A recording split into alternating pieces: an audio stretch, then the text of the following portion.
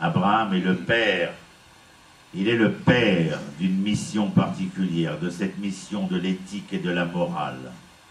Il est non seulement celui qui plante sa tente telle que vous l'avez vu, ou telle que vous l'avez entendu, mais il est aussi celui qui va être le réceptacle contenant, de par l'être de vertu qu'il est, de l'alliance, du Brit Ben Abetarim, de cette alliance, accordant à Abraham la terre, mais lui accordant le droit et le devoir de devenir un peuple. Et c'est sur cette terre de Mamré qu'il reçoit la promesse de devenir aussi nombreux que les étoiles du ciel et que les sables de la mer.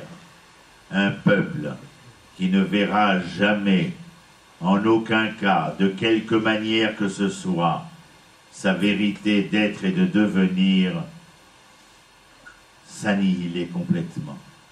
Car Netzar Israël, l'éternité d'Israël ne se démentira pas. Abraham est le père de la promesse. Il est porteur de cette alliance.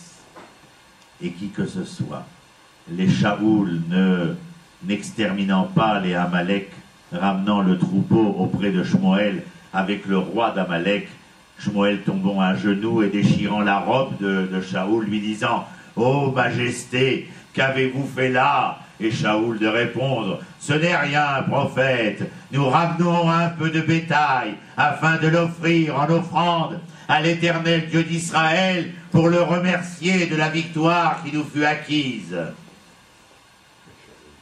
Malheureux, lui dit Shmuel, vous venez de perdre le pouvoir et la royauté.